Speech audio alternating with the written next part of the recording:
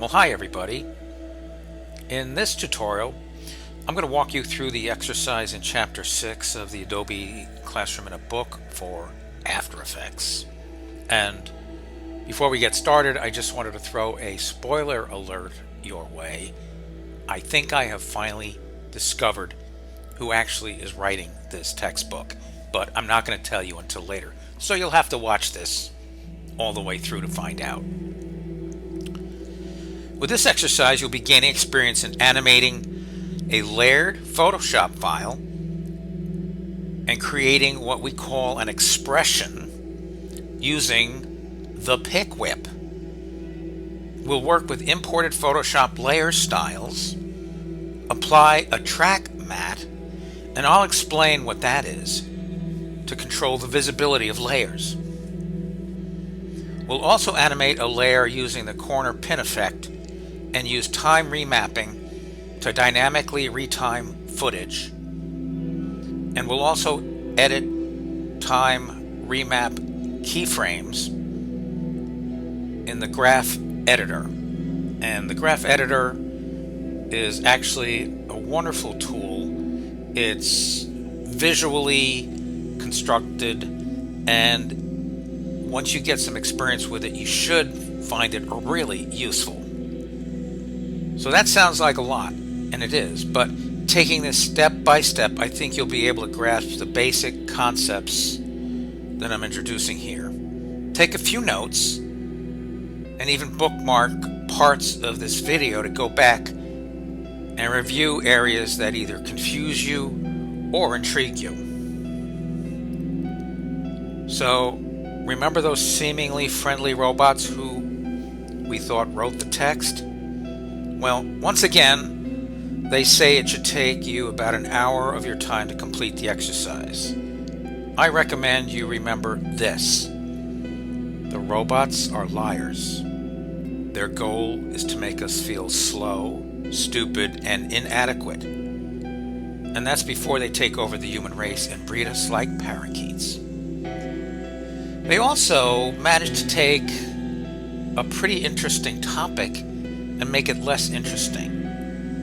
The strength of the text is that it takes you through step by step, but again, it doesn't always explain why you're doing things. So that's partly why I create these tutorials for you. Animation is all about creating changes over time. That's why it's different from a graphic novel, which is flash frozen, as entertaining as it may be in time. So here we go. Step 1 is to copy the exercise folder to your desktop and look at the finished video. It's certainly less exciting than the human tragedy that unfolded in the last exercise, and the changes in this video are much more subtle. So let's take a quick look at this. I'm going to my folder, opening up the MP4 file. Let's play this. Play it through once. It's a 10-second video.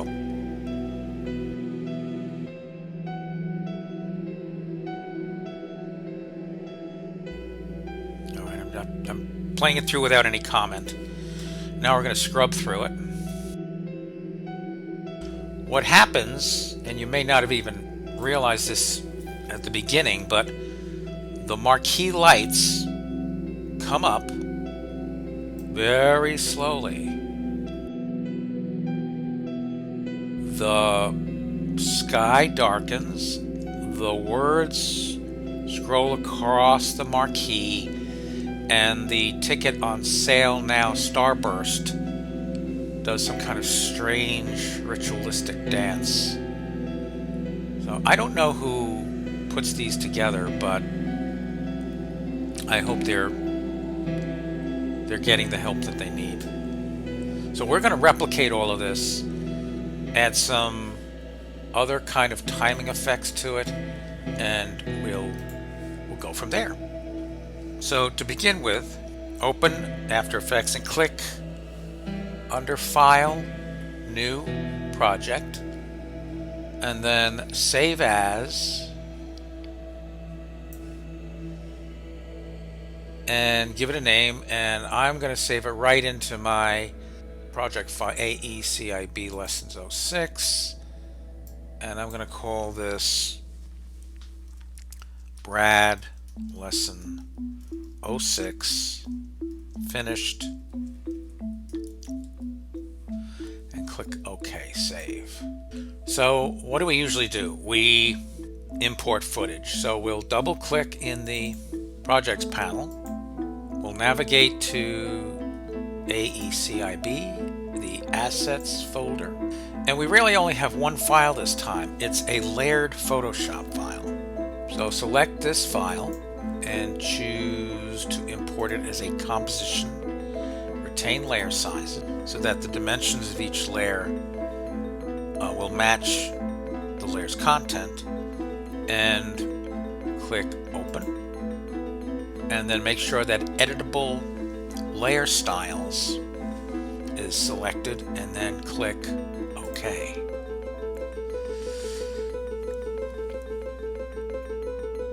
The composition marquee along with the folder containing its layers appears in the project panel.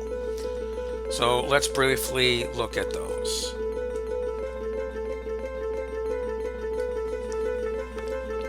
You can expand the folder in the marquee layers folder. So each of the elements we're going to animate in After Effects has been imported inside the Photoshop file on its own layer. Also note that there are two layers called Unlit Marquee and Lit Marquee, and we'll be combining these to give the impression that the lights on the marquee are coming up. So when you import a layered Photoshop file, After Effects maintains the stacking order and also preserves any adjustment layers included. What this means is that you can do quite a bit of prep work in Photoshop before you even bring the file into After Effects.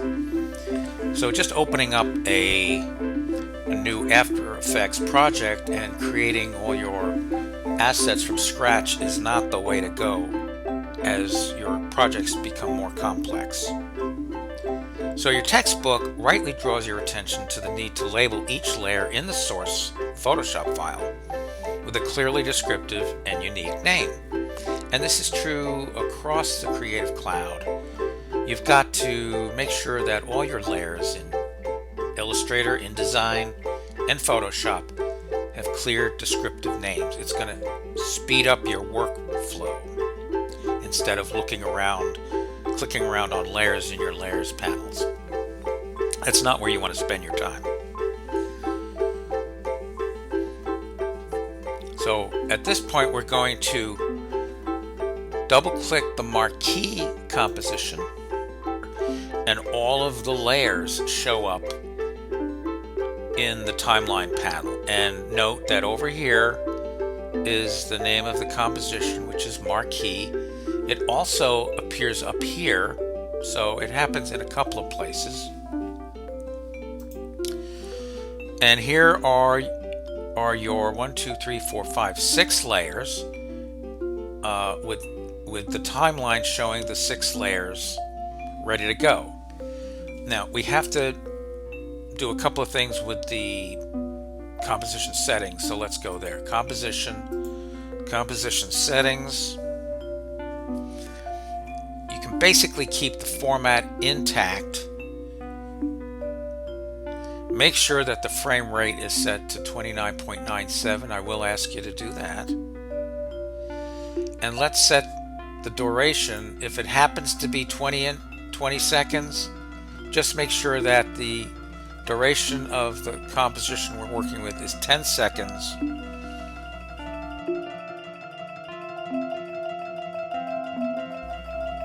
And then just go click OK. So we're in good shape so far. Move your time indicator to 4 seconds. That's 4 seconds and 0 frames. And what we're going to do is we're going to simulate the lighting up of the marquee by increasing the opacity of the lit marquee layer, which I'm highlighting here, by increasing the opacity of its layer property for opacity from 0% to 10%. So I'm going to press the letter T to reveal the opacity and click the stopwatch to create your first keyframe. Now move your time indicator all the way back to 0 and change the opacity to 0%. And that automatically, as you know, creates another keyframe. And go ahead and hit the space bar and watch what happens to these little lights here. They come up to full strength. Alright, and now I'm going to hit my home key to bring me back to 0. What's really happening is you have two layers right on top of each other, and if I hide the lit, I'm going to move this to where it's at full strength at 4 seconds. If I hide that layer, you can see that all it is just pretty much a double layer. And here's the unlit marquee.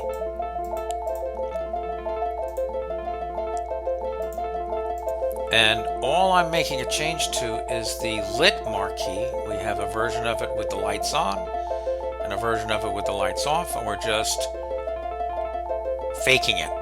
We're simulating the fact that the lights are coming up by changing the opacity property settings. Now we're going to duplicate an animation using the pick whip. Alright. The starburst layer, let's close this up. I don't want to see that, that's too distracting. The starburst layer includes the bevel and emboss layer styles created in Photoshop. And you'll actually animate the layer style. Wow. I made a note here, wow, because I thought that was pretty cool. That makes the starburst appear backlit so that it lights up at the same time the marquee does. To do this, we'll use the pick whip. I keep wanting to say cool whip. To duplicate the marquee animation you just created. You basically use the pick whip to create expressions. This is an important concept, expressions. And I'm probably going to include an additional video link just covering expressions. You create an expression to link the values of one property or effect to another. In this case, we'll link the opacity of the lit marquee to the depth property of the bevel and emboss effect, so that as one thing happens and changes, the other thing, in this case the bevel and emboss effect, will change over time also. What you're doing is tying the things happening in your animation to each other to express their solidarity with each other, okay? Yeah. Okay, I buy that. Make sure your time indicator is set to 0. Expand the starburst layer and then twirl down its layer styles. And there are the layer styles that were applied in Photoshop, back in Photoshop. And then twirl down its bevel and emboss settings. Now, if you can't see the lit marquee layer at this point, you might have to pull this up a little bit, and you want to be able to see both the starburst and the lit marquee because you're going to be connecting them. I am going to click the pick whip for the depth setting of the bevel and emboss effect. Drag it right down on top of the opacity setting for the lit marquee. Now you can tell that the depth setting has been pick whipped because it's now in red. And if you expand the depth property, you'll see that an expression in the starburst layer, okay, it's buried down there, now reads this comp.layer lit marquee transform opacity. This means that the opacity value of the lit marquee layer replaces the previous depth value of 105% for the starburst layer. And if you scrub the time indicator from 0 to 4 seconds,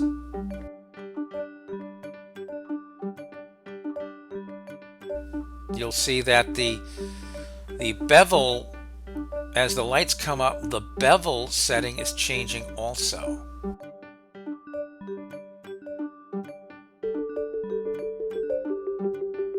This may seem complicated, but again, I keep telling you, spend some more time with After Effects, play with these tools. It's worth it because I still think After Effects is a total blast. The best thing you can do to really grasp this concept is to just play with the pick whips on a practice file. Once you get the idea, you'll see how powerful the concept of expressions is and how much time expressions can save you. Now hide the properties of all layers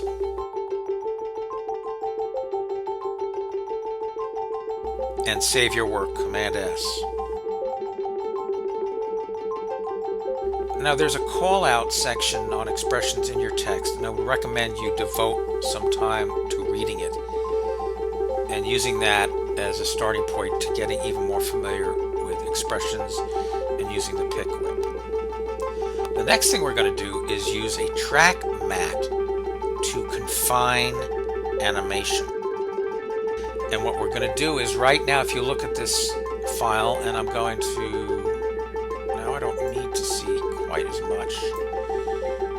I'm going to have the composition fit. It's a little closer. We might have to zoom back out again. But if we play this, take a look, the lights come up. Over here, the bevel and emboss effect morphs, but everything else is still pretty static. And the text that we have that's supposed to scroll through this little area here is static and it's not doing anything. So we're going to work on that next. So in the timeline, select the scroll text layer and go to 4 seconds and 10 frames in your timeline. There we go. Press Option and left bracket. Option and left bracket. And what this does is it sets the endpoint for that layer. Nothing on that layer will happen or appear before 4 seconds and 10 frames. So you're kind of splicing it at that point. The text on this layer is only going to start appearing at this time mark. Right now, if we play, notice that this layer has been clipped. That was Option left bracket. Of course, if you want to set the end point of the layer, it would be Option right bracket. I'm going to just do that here. Option right bracket. And you see it appears and then it will disappear. But we're not going to do that. We want it to run the rest of the composition. With the scroll text layer selected, press P, the letter P, to reveal its position property setting. And again, we are at, let's make sure we're at the start of this right here, 410. We're going to change the position property to 4994. And heaven help me, I don't know why they can't just make it 5000 and 1154.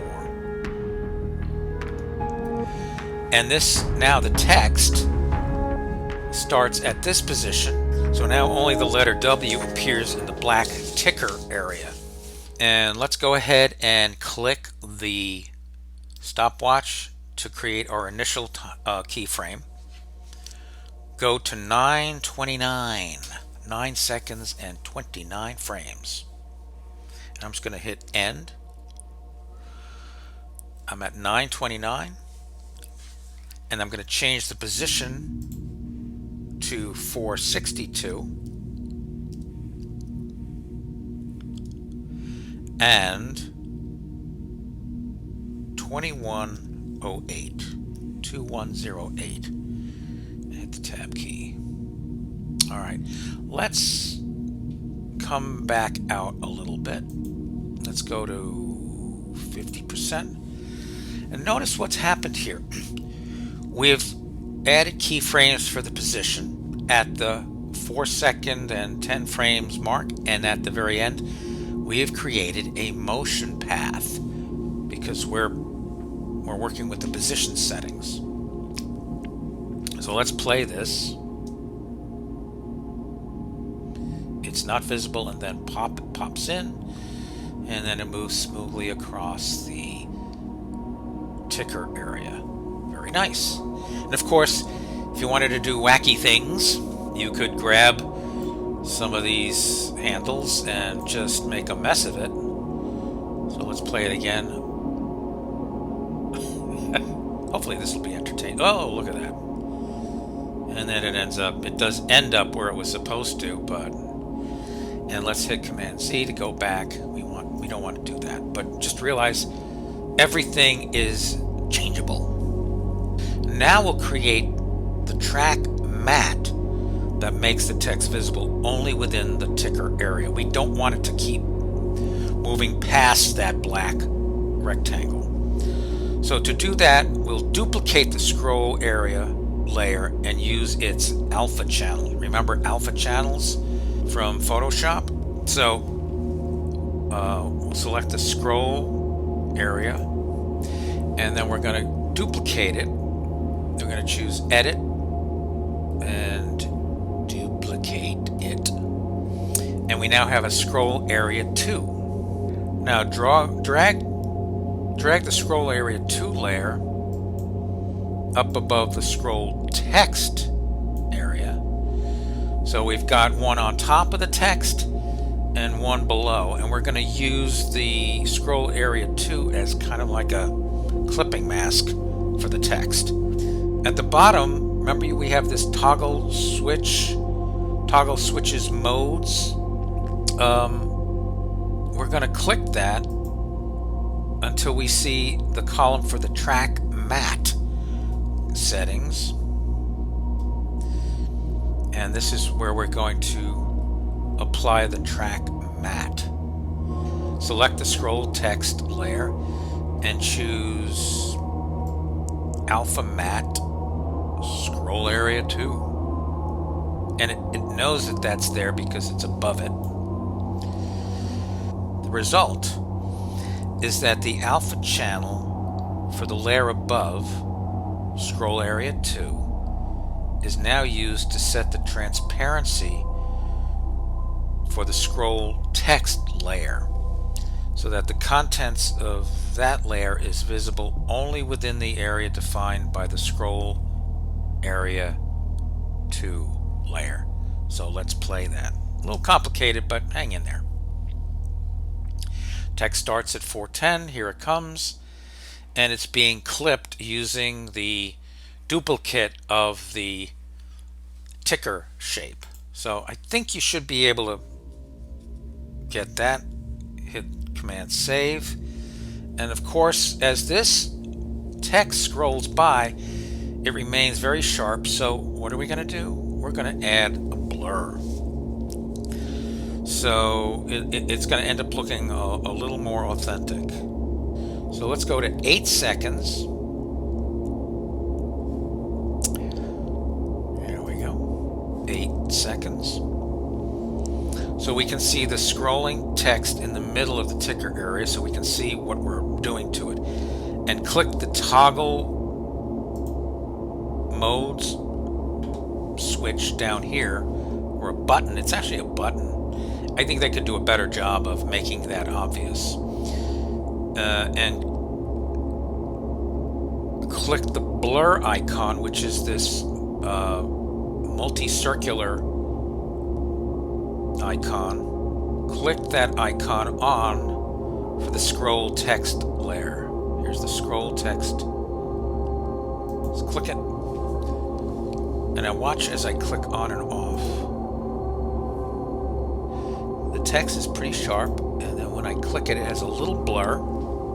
Now we're going to actually work with the settings for that blur effect. And this is how we do it. We've applied the blur, but now we're going to work with the settings. Go to Composition and Composition Settings, and we're back in our Composition Settings window.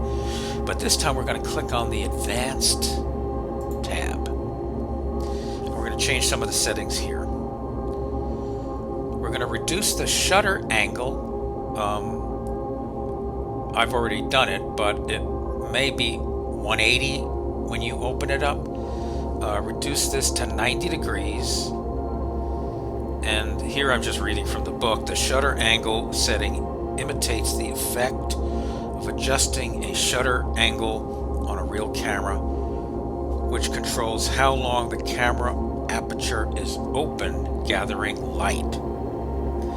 Change the shutter phase from whatever it is to 0 and click OK. So there has been a slight blur applied to the text itself, and that will make it look a little more authentic. I'm going to hit the space bar. We're getting there.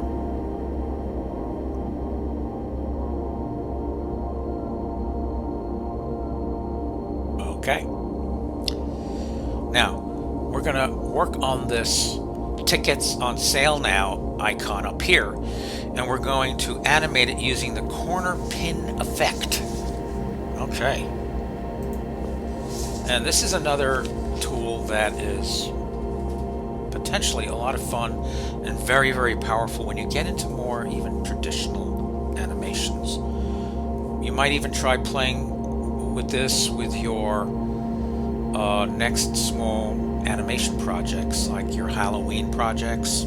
So we're going to punch up that starburst. We'll use the corner pin effect to distort it over time and make it more eye-catching, which is a matter of opinion.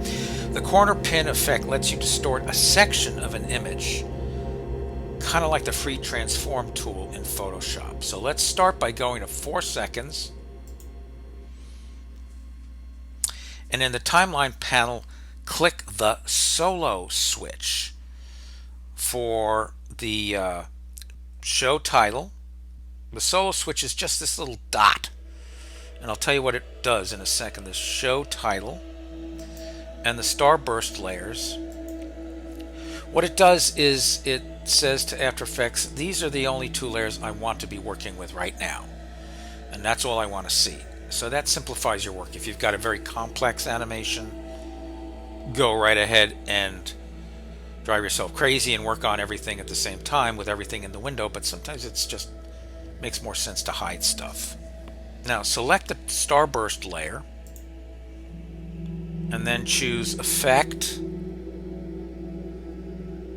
And again, here, Effect on the top menu. You could go to Effects and Presets and find your way through here, but at this point, this is easier. Effect, Distort, and Corner Pin. And now you'll see that there are these round, small circles, the pins, now appear at the corners of the starburst layer in the composition panel. We can come in a little bit more on this. Here we go. So right now I'm at 4 seconds. And here in the effects controls, remember, whenever you apply an effect, the effect control panel opens up. Your project panel is temporarily pushed to the left, but we're going to click the stopwatch for all 4 of these. So we've nailed down a keyframe for the position. And now we're going to go to 6 seconds. And if I'm going too slow, just go ahead and move ahead, but I just feel that when you're introducing new concepts, there's no point in rushing through, and you can control that with the video. At 6 seconds, click and drag each of these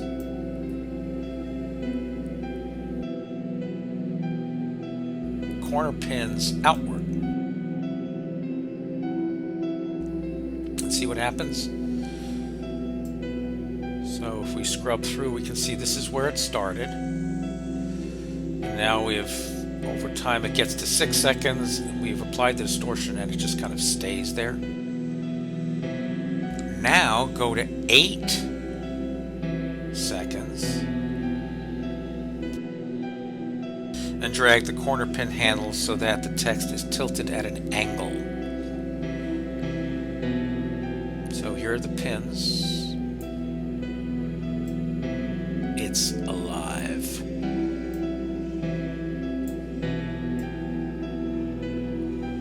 It's pretty weird, but hey, let's do it. Alright, so the text is now tilted at an angle at the 8-second mark. Now hit the home key or move your time indicator back to 0. Let's see what happens here. Here we go. Here comes the beveling and emboss. And then the emblem starburst starts to expand and do some kind of strange fertility dance. Maybe it feels like if it does this, more tickets will get sold. Click off the solo switches. And now we're back.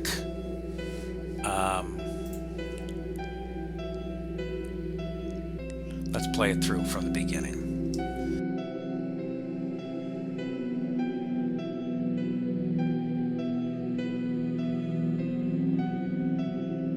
Here goes our scroll. The emblem is doing its thing.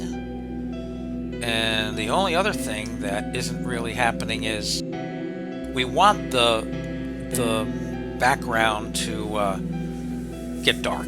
As the lights come up, we want the sky and the building to get darker.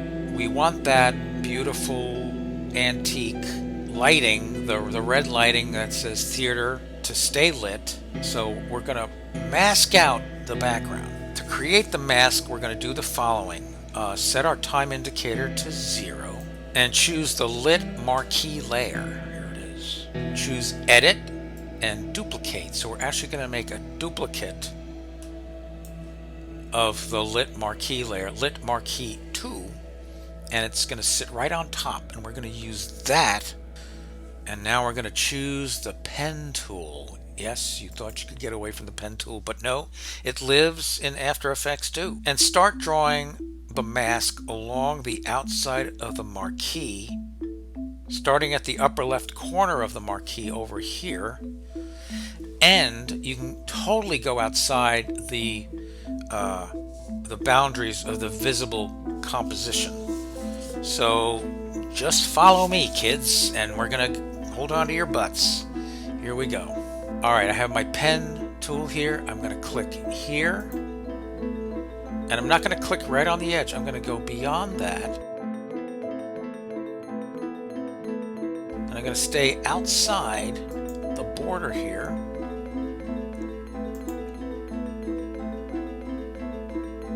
There, and then I'm going to click here. Now I'm going to zoom in a little bit because I want to actually work around this beautiful, beautiful old style. Now, we've got this set up. We've masked the background, and we'll add the layer that will affect it and then animate the opacity of that layer. All right, select the lit marquee layer in the timeline panel. Choose layer, new solid. I'm going to call it dark gray solid because I'm going to use a dark gray color.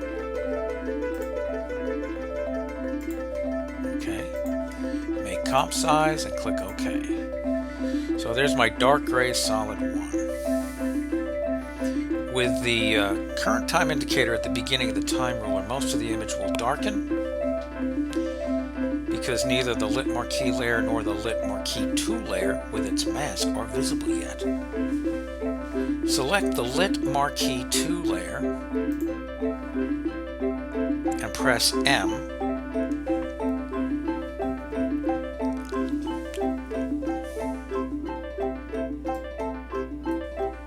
Alright, now I had some problems here because I didn't close up my mask with that last little segment, though. That's just a cautionary tale. So things weren't working. Now they are. I'm going to select the lit marquee 2 layer and press M to reveal its mask properties and choose darken, which was not showing up before because I hadn't closed the mask, and click the little inverted box. Make sure that checkbox is clicked. That's another thing that I had missed previously. Press the dark gray solid and hit T to reveal its opacity. And with the time indicator at 0, set the opacity to 0. And click the stopwatch to set your initial keyframe. Here we go. Now go to 1.231 second and 23 frames. And change the opacity to 5. I'm going to try the little scrolly thing. Okay, and a keyframe is automatically created. Now go to 409 because I want to keep that transparency value consistent. All I'm going to do is hit I'm going to create another keyframe. So instead of hitting the stopwatch, which is already hit, I'm just going to hit the create new or remove keyframe button over there. That's that little diamond, and we're good. And then move to 7 seconds.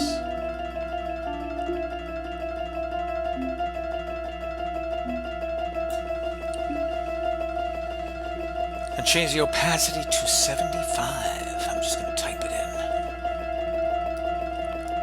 Okay.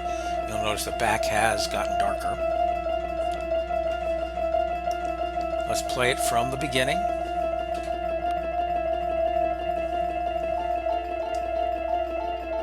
Lights come up slowly. Watch the building and the sky. The text starts to scroll. The ticket on sale icon starts to do its thing, and note that the sky and the building are getting darker. So pretty much, and it's still rendering, so let's let it run through and then we'll do it again. Here we go. Lights come up, word scrolls, sky building gets dark, the logo does its little thing, and that is that. Alright, so far so good. Now we're going to talk about pre-composing layers. Because right now we have a straightforward time-lapse simulation. But After Effects allows you to go in and disrupt the time stream. Time remapping allows you to speed up, slow down, stop, or reverse footage. You can also create a freeze frame result. I'm reading right out of the text. And that's where the graph editor, which is a crucial part of After Effects, and the layers panel are a big help. So begin by pre-composing a few layers, and we'll do that.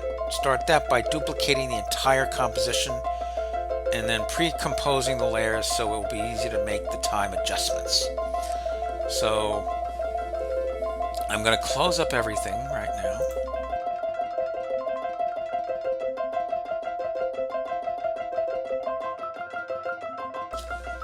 And I'm going to go ahead and select the marquee composition in the project panel and then choose Edit, Duplicate. And I've actually duplicated the composition. And a Marquee 2 composition appears in the Projects panel. Double-click the Marquee 2 composition to open it in the Composition panel. Then Shift-select all the layers, and then choose Layer Pre-compose. And here's the Pre-compose dialog box opens up. Make sure that Move All Attributes into the new composition is selected. And click OK. And that entire Marquee 2 composition has collapsed and is packed in tight into one composition. And that replaced all the layers in the Marquee 2 composition. And it now appears in the timeline panel as Pre-comp 1. And you can treat them all like a unit, which is going to make it easier to remap all the elements of the project at once. And now we go into the area of remapping time. We're ready to manipulate the speed and direction of time in the project. With the Pre-comp 1 layer active, we choose Layer, Time, and enable time remapping. And now you'll see that After Effects adds two, let me get this back here, two keyframes, one at the beginning, one at the end. Those are the first and last frames of the layer. A time remap property is also added under the layer name in the timeline panel. With the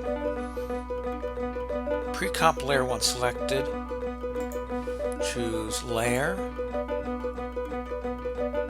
Open Layer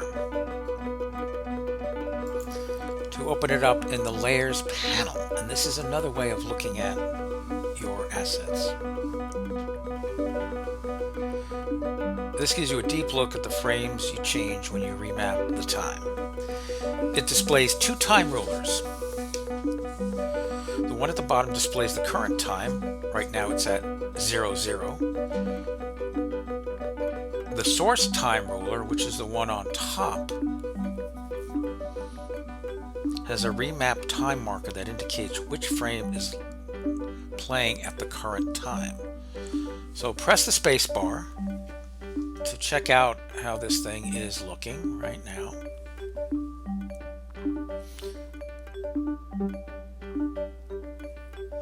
And you'll notice that the two time indicators for the rulers are moving synchronously. They're waltzing together very tightly.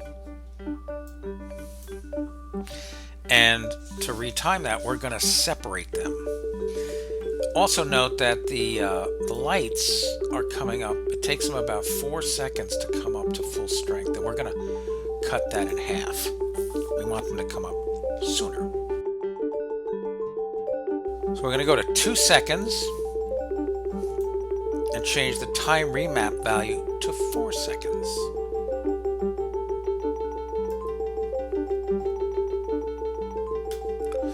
So what that means is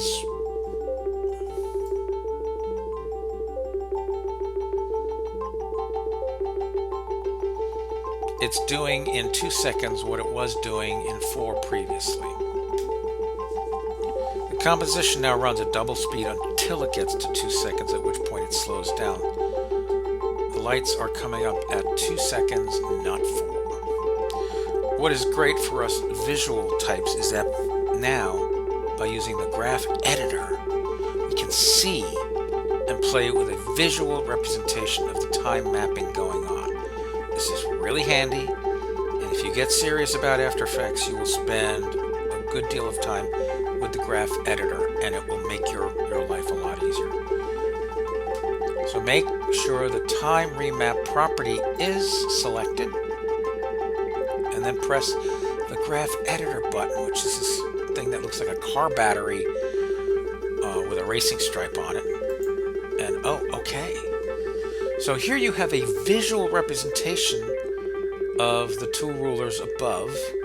Here are your two end keyframes and the third one that we created at 2 seconds.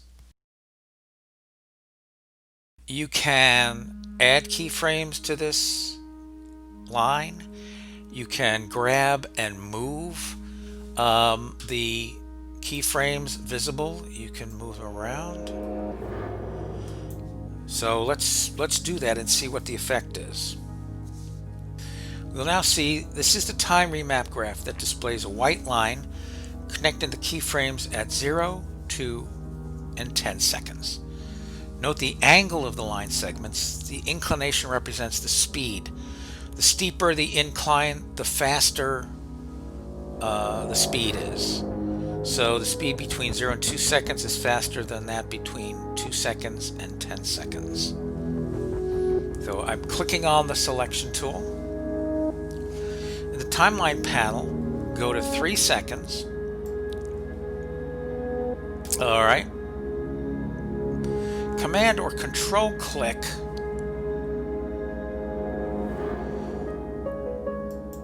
and I've now added a new keyframe. Grab that keyframe and drag it all the way down to 0. Okay. And what that does is the lights come up and then they go down and then they come back up again. Basically, we've retimed the animation. Now we'll readjust the timing so the lights appear to blink twice before coming on permanently. So I'm going to drag the keyframe currently at 2 seconds to the 1 second mark. All right. Drag the one at 3 to 2. Let's get this out of the way. And I'm going to add keyframes by holding down the command key at 3 seconds and 4 seconds. This is kind of cool. Come on, you have to admit that. And now when we scrub through the video, the lights come up and go down and come up and go down. So it gives the impression that it's blinking.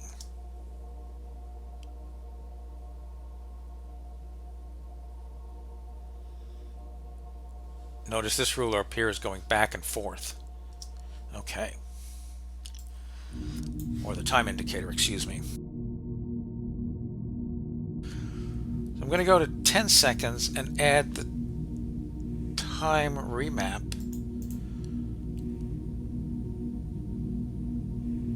To 7.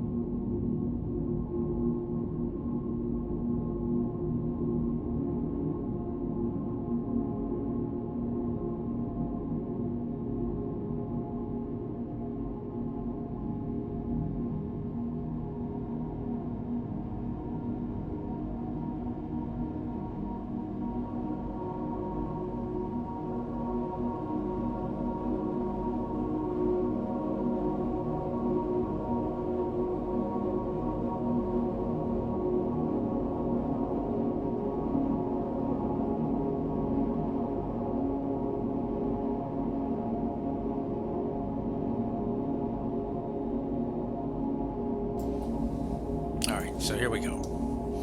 Lights come up, lights go down, lights come up, lights go down. And then the lights slowly come up. And the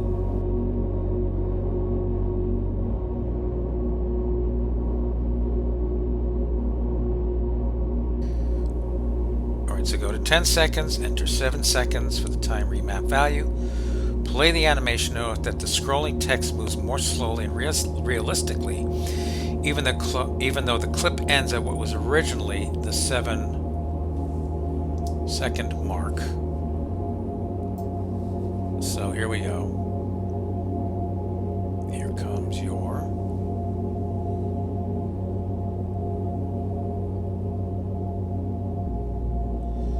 and it just kind of stops here where it normally did at 7. And then there was easy ease. So we'll finish up by softening the shift in time that occurs when the lights blink. Click on the first keyframe and click on the easy ease icon, and click on the second and click on that.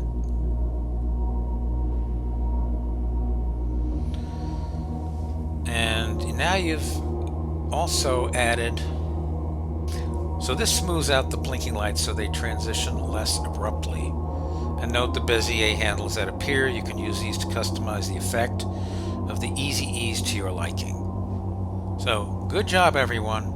There was a lot of important techniques and tools we looked at in this chapter. And best of all, we didn't have any crappy music to deal with this time. Off to the TARDIS, and I'll see you next time.